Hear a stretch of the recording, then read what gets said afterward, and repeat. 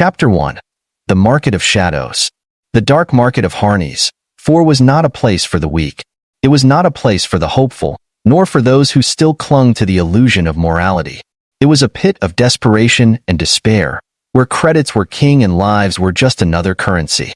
Located beneath the sprawling, neon-lit metropolis of the Harneys capital, the market was carved into the underbelly of a world that prided itself on progress, while its filth and refuse festered in the depths.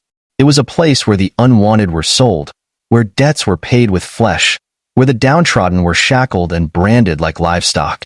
Jonas Rains had seen a lot in his years traveling the void, fixing broken ships for criminals and exiles, warlords and smugglers. But this was something else. He hadn't come to this hellhole out of choice. He was looking for parts: a rare plasma regulator for his ship's overworked core, maybe an upgraded fuel conduit if he could find one at a decent price. He was supposed to be in and out, a ghost in the market, unnoticed, uninvolved. But the moment he stepped into that tangled labyrinth of rusted metal stalls, flickering hollow signs, and shadowed figures hunched over their wares, he knew it wouldn't be that simple. The air was thick, stagnant, filled with the smells of roasting alien meats, burning chemicals, and the unmistakable copper tang of blood. Every species from the sector was here massive. Brutish Yarnic slavers stood behind steel-barred pins filled with frightened captives, their thick, segmented arms crossed as they haggled over prices with wealthy buyers who carried themselves with casual cruelty. In the farthest stalls, black market cybernetic dealers peddled illegal augmentations, their wares spread out on grimy tables like a butcher's selection of meats. Further in, deep within the market's heart, was the auction block, where the most valuable merchandise was sold: living beings, often rare, often young, and always helpless. Jonas had seen slavery before. He had been in the outer systems long enough to know that the galaxy was a cruel, lawless place, where no central authority could reach all corners of the void. He had never liked it, had always avoided places like this, but there was nothing he could do to change it. He wasn't a hero. He wasn't a soldier. He was a mechanic, a survivor, the kind of man who kept his head down and got out alive. So that was what he was going to do.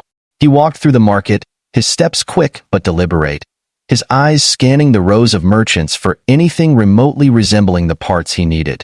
He ignored the cages, ignored the lifeless eyes of the enslaved, ignored the sound of whimpers and screams coming from the far chambers where the newly captured were being broken in for sale. And then he heard her. A voice. Not a scream, not a whimper. A plea. Soft, yet sharp. A voice that cut through the filth, through the despair, through the countless others who had given up. It was strong, despite the fear woven into its every syllable. Please, someone. Jonas should have walked away. But something in that voice hooked into him, dug into the part of his mind that he had spent years numbing, years trying to kill. Against his better judgment, he turned. And there she was. She was chained to a metal post, her arms shackled high above her head, her body curled in exhaustion, her knees barely touching the ground. Not human, but humanoid enough that Jonas's mind could still process her form: slender, with dark violet skin, long tangled hair that shimmered somewhere between deep black and shimmering blue. Her ears were slightly pointed, her features sharp but delicate, her eyes glowing silver, large and filled with something that should have been hatred but was instead desperate hope. She wasn't wearing much, just a ragged strip of fabric wrapped around her chest, another around her waist, both torn and filthy. Bruises and cuts marked her skin, the fresh ones stark against the old ones that had already begun to fade. Her breathing was shallow, her body weak, but she was still fighting. Jonas barely had time to process what he was looking at before a massive, hulking figure stepped forward: her captor. A Zarin. Jonas knew their kind: brutal, cruel slavers that worked under the Syndicate, one of the biggest crime networks in the sector. Their kind took what they wanted, sold who they wanted, and killed anyone who got in their way. The Zarin male was huge, nearly 8 feet tall, his thick, armored skin a dull gray, his 4 red eyes gleaming with amusement as he looked at his latest merchandise. His jagged teeth were bared in a grin as he reached down, grabbing a shock prod from his belt before jabbing it into the girl's side. She screamed, her body convulsing, her chains rattling violently as she arched in pain. Jonas felt something snap inside him. He didn't think, didn't plan. didn't hesitate. Before he even knew what he was doing, he was already moving, his hand darting to the pulse pistol hidden beneath his jacket. "Hey," he said, his voice calm despite the heat rising in his chest. The slaver turned, grinning as he saw the human standing there. "What do you want, offworlder?" Jonas took a slow step forward, his fingers tightening around his pistol grip. "The girl. How much?" The slaver laughed, a deep, grating sound. You want this little runt?" He kicked the girl's side with one heavy boot, making her grunt in pain. "She's syndicate property, not up for negotiation." Jonas forced a smile, though his pulse was hammering. Everything's up for negotiation. Even syndicate property. How much? The Zarin stared at him for a long moment, then shrugged, waving a meaty hand dismissively. "She's barely worth the effort. 10,000 credits." Jonas nearly scoffed. It was a ridiculous price higher than what most skilled slaves would go for, let alone one who had already been beaten down.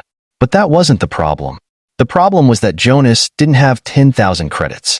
Hell, he barely had 1,000. And the only way to bargain in a place like this was to cheat. He forced himself to chuckle, shaking his head. "You and I both know she's not worth that. Look at her half dead. You'll be lucky if she lasts a week before she needs to be replaced. 2,000. Final offer." The slaver's grin vanished. The moment stretched long, too long, and Jonas knew what was coming before it happened. The Zarin moved. His massive arm lashed out like a whip, reaching for Jonas's throat. Jonas drew first. The pulse pistol flashed, a blue streak of plasma slamming into the slaver's wrist, forcing him to jerk back with a snarling hiss. The crowd around them stirred, voices rising, murmurs of interest and anticipation spreading like wildfire. Jonas cursed under his breath. He had just broken the one rule of the dark market. No deals were ever forced. Now, he had seconds before every slaver in the area came down on him. Jonas turned to the girl, his heart hammering. "Can you walk?" She looked at him, her silver eyes wide with shock, then, slowly, hope. "Yes," she rasped. "Then let's get the hell out of here." Chapter 2. Running from the chains of the dark. The market had been loud before, filled with the usual noise of merchants shouting over one another, buyers haggling, and the occasional crack of a whip against unfortunate flesh. But after Jonas fired his pulse pistol, after the Zarin slaver howled in rage, the market became something else entirely. The noise changed, twisting into something sharp, something dangerous, a tension thick enough to choke on. Jonas knew the moment he pulled that trigger that he had crossed a line. The dark market of Harneys, for it wasn't just some back-alley black market, was a place of unspoken laws, and he had broken one of the most sacred. No violence against the sellers, no challenging their authority, no interfering with their property, no stealing from the syndicate. And yet, here he was, gun in hand, standing in front of a shackled girl with silver eyes, with every slaver in the area watching him.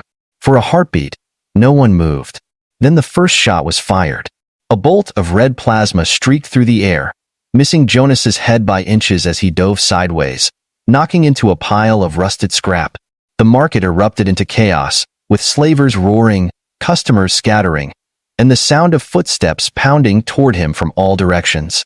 "Move!" Jonas barked at the girl, even as he turned and fired again, dropping one of the approaching guards before they could take another shot. He barely had time to register the fact that she had moved before another bolt of energy hissed past him, searing into the metal pillar beside him, making his ears ring. She was faster than she should have been, considering the state she was in. She didn't just run. She flowed, her movements sharp but controlled, dodging through the market stalls like she knew exactly where to go. Jonas didn't have time to ask questions, he just followed. The market was shifting around them, turning into a hunting ground. The slavers were trying to box them in, cutting off the main exit paths, forcing them deeper into the underbelly. Jonas cursed under his breath. He needed a plan. Damn it. There was no way they could fight their way out, not against an entire black market syndicate. Even with his pistol, even if he somehow managed to avoid getting hit, he had half a charge left in his power pack and no reloads. If he didn't figure something out fast, they were both dead.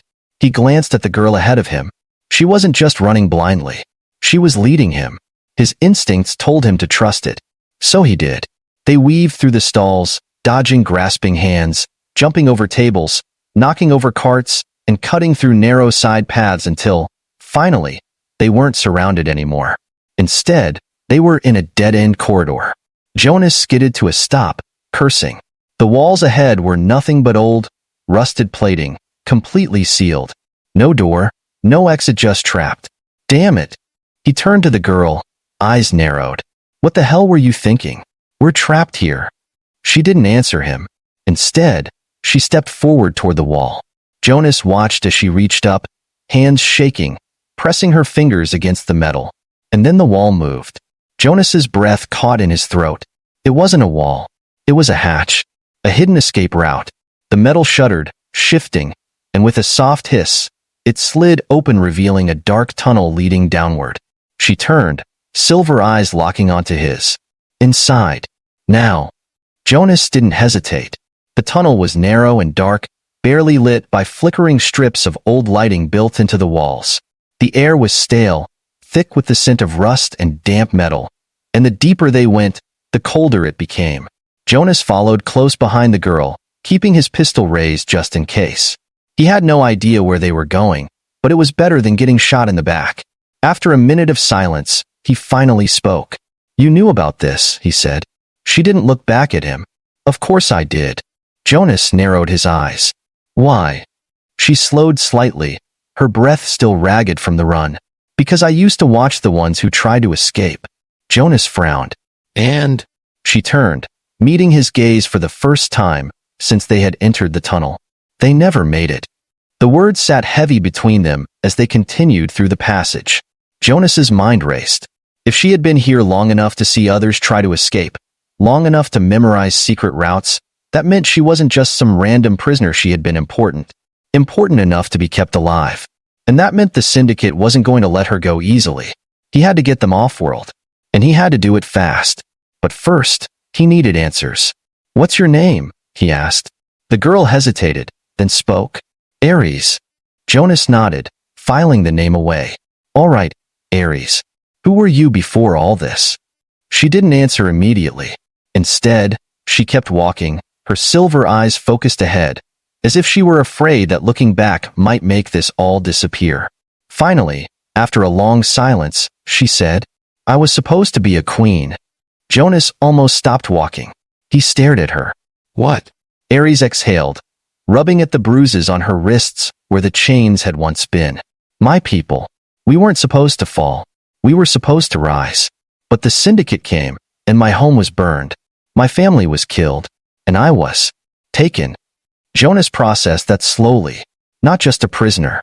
Not just a runaway. She was a lost royal. And suddenly, everything made sense. Why she had been kept alive. Why the Zarin slaver had laughed when Jonas tried to buy her. Why the price had been so absurdly high. She wasn't merchandise. She was a ransom piece. A prize. Jonas ran a hand through his hair, exhaling sharply. This just got a hell of a lot worse. If the Syndicate was holding on to her, it meant that they were planning on using her for something big. Maybe they had leverage over the remains of her people. Maybe they were keeping her in case someone came looking for her. And now, Jonas had just stolen her from them. Damn it. He needed to get them off-world. But the Syndicate wouldn't let them go that easily. And somewhere, back in the dark market, the slavers were already mobilizing. The hunt had begun. Chapter 3. The Hunt Across the Stars.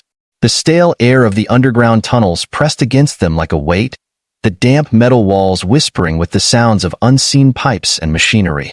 The dim emergency lights flickered, barely casting enough glow to make out the path ahead.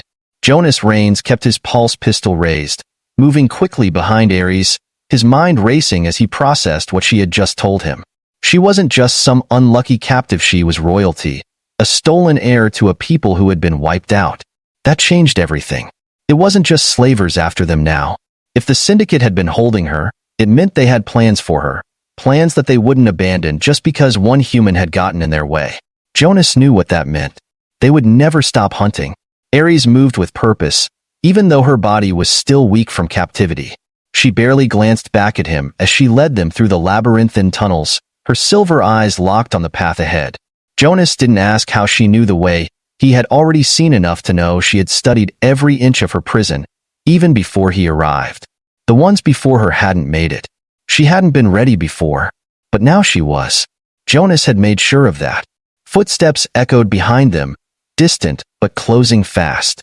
Jonas knew it wouldn't be long before the Syndicate's enforcers flooded these tunnels, sweeping through every passage like a tide of death. If they got caught down here, they wouldn't be taken alive. He had killed one of their men back in the market. There would be no mercy now. Ares suddenly stopped, pressing herself against the side of the passage. Jonas halted just behind her, his heart hammering. She whispered, "Two coming from the right, another behind, armed."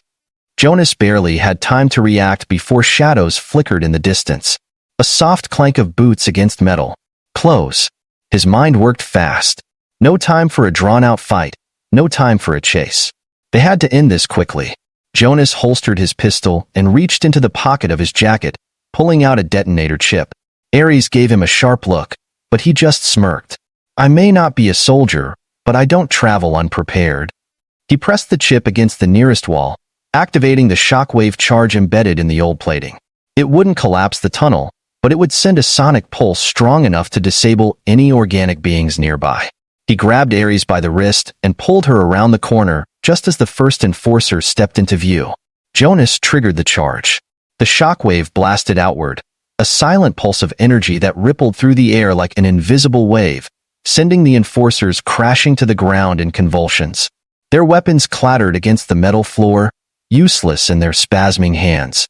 Jonas didn't wait to watch them recover. He grabbed one of their shock batons, turned, and sprinted after Ares. "That won't keep them down for long," he said. Ares shot him a look over her shoulder. "Then we keep moving." The exit was a head-in maintenance hatch, barely visible beneath layers of grime and rust. Ares reached it first, her hands moving quickly as she pried open the panel beside it, fingers working the manual override with practiced efficiency. Jonas turned, gun raised, watching the tunnels behind them, listening. The shockwave had bought them time, but the Syndicate wouldn't just send foot soldiers after them forever. They'd send hunters soon, professionals who didn't make mistakes. "Got it." Ares yanked down the lever, and with a hiss of escaping air, the hatch slid open, revealing a ladder leading up. Jonas climbed first, his boots clanging against the rungs as he hauled himself upward. Ares followed, her movements swift despite the exhaustion weighing on her. They emerged into open air, the stark contrast of the neon-lit city above hitting Jonas like a slap to the face. They had made it to the surface, but the real danger had just begun. The city of Harnes was alive, a sprawling network of towering buildings, pulsing holograms, and endless streams of air traffic. The streets below were crowded, filled with aliens and humans alike, a melting pot of the sector's underworld. Jonas pulled Ares into the shadows of a nearby alley, scanning the streets. They had to disappear fast. "Where's your ship?" Ares asked, her breath still unsteady. Jonas exhaled. "Docking Bay 47. East Quadrant. About 3 kilometers from here." Ares's silver eyes narrowed. "That's too far. We'll never make it before they find us." Jonas knew she was right. The Syndicate had eyes everywhere in this city. They wouldn't need to chase them through the streets. They would lock the city down, trap them before they could reach the docks. They needed a ride. Jonas scanned the area and spotted a row of hoverbikes parked near the entrance to a cantina. Unattended. Unlocked. Perfect. "Stay close," he told Ares. They moved quickly, weaving through the bustling crowd before the Syndicate could pick them out. Jonas reached the bikes, pulled a power override module from his belt, and slapped it against the controls. Within seconds, the bike hummed to life. Ares climbed on behind him without hesitation, her arms wrapping tightly around his waist as Jonas kicked the thrusters into gear. The bike lurched forward, lifting off the ground as they shot into the night air. The streets blurred beneath them, neon lights flashing past as Jonas pushed the bike harder, weaving between transport lanes, cutting close to Airbuses and cargo drones. They were moving fast, but Jonas knew it wasn't fast enough. A low whine filled the air behind them. He looked back and his stomach dropped. The Syndicate had sent sky hunters after them. 3 sleek, black pursuit craft were closing in, their weapon ports glowing with plasma heat signatures. They weren't bothering with stun weapons now. They weren't trying to take them alive anymore. Jonas gritted his teeth. "Hold on."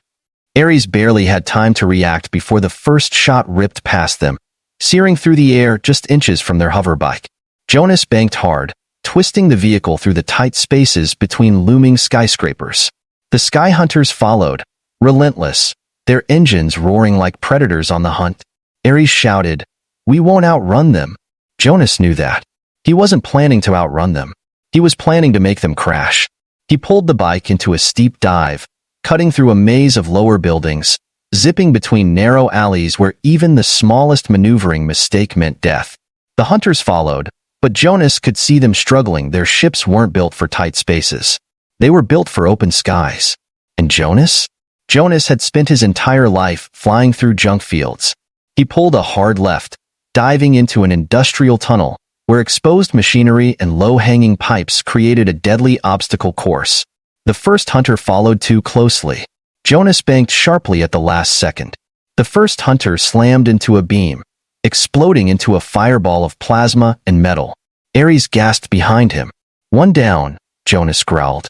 The docks were in sight now. They just had to make it. And then a voice echoed through the comms, deep and filled with rage. "You cannot run from us, human. She belongs to us." Jonas smirked, gripping the throttle. "Not anymore." And with that, he gunned it toward his ship, knowing the real fight was just beginning. Chapter 4, Breaking the Chains, Burning the Past. The docking bay was in sight, the sprawling platform spread out beneath the towering neon skyline of Harneys. 4, its landing strips illuminated by the pulsing blue of navigation lights. The Iron Wasp, Jonas's battered but reliable freighter, sat at the farthest end, its hull scarred by years of travel, its engines barely cooled from his last trip. But they weren't there yet. The two remaining Syndicate hunters were still on their tail, their pursuit ships closing the distance, their plasma cannons heating up as they prepared for one final, killing strike.